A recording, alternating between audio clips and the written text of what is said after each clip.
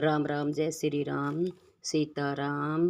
जेठ में सबरी की कहानी सुननी चाहिए। सबरी की कहानी ऐसी है। भील परिवार में एक सबरी नाम की कन्या हुई। वह कन्या रंग की काली थी।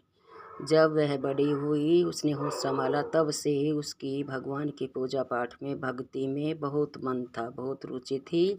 वो बहुत पूजा पाठ करती और घर का काम भी करती। अब और बड़ी हुई तो उसके माता पिता चिंता करने लग गए, क्योंकि उसको भगवान ने काला रंग दिया, बिल्कुल कुरूप दी, दांत भी बड़े थे, तो कोई भी उसको देखना भी पसंद नहीं करता था। अब उसके माँ बाप ने लड़का ढूंढना शुरू किया, तो जहाँ तक एक लड़का मिला और 5-7 आदमियों को बुलाकर उसकी शादी भी कर दी। शादी कर दी। अब उसका पिताजी और माँ कहने लगे कि हमारे यहाँ रिवाज है कि लड़की को रात को विदा करते हैं। अब अंधेरे में विदा की और साथ में ये कह दिया कि रास्ते में मुंह खोल के ना देखे और इसका मुखड़ा न उघाड़े। और हमारे यहाँ रिवाज है कि माई की लड़की नहीं आई, ससुराल में ही रहेगी।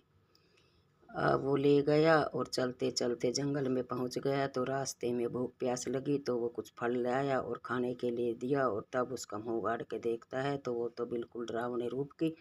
वो बोला मेरे साथ तो धोखा हुआ है। तभी ये कह रहे थे कि रात को विदा करेंगे और ना ही भेजेंगे, ना ही मुँह देखना। अब वो पानी का बहाना लेकर जंगल में उसको अकेली को छोड़कर चला गया। तो वो बहुत देर तक बाट इंतज़ार करती रही, बाट देखती रही।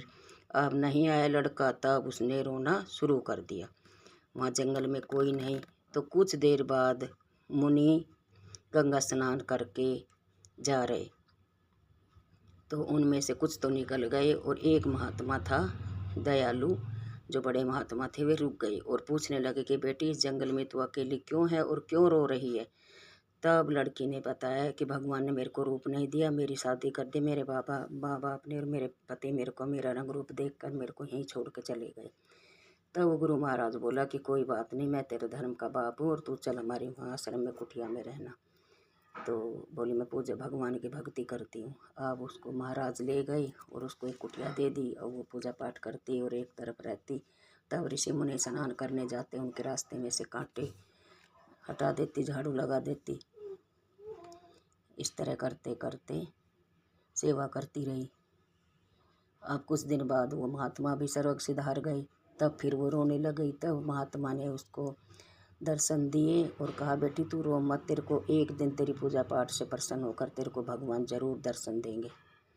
अब सीता माता जब वन में चुराई गई, तो राम लक्ष्मण ढूंढते ढूंढते उधर निकले, तो देखते रास्ते में फूल बिछ रहे हैं और झाड़ू लग रही, तो उसी रास्ते हो लिए। तो सब महाराज कहने लगे भगवान हमारी कुटिया माँ, हमारी कुटिया माँ। तब वे राम जी बोले कि नहीं, हम तो इसमें सबरी की कुटिया में जाएंगे, जो रोज़ फूल बिछाती है, रोज़ रास्ता साफ करती है।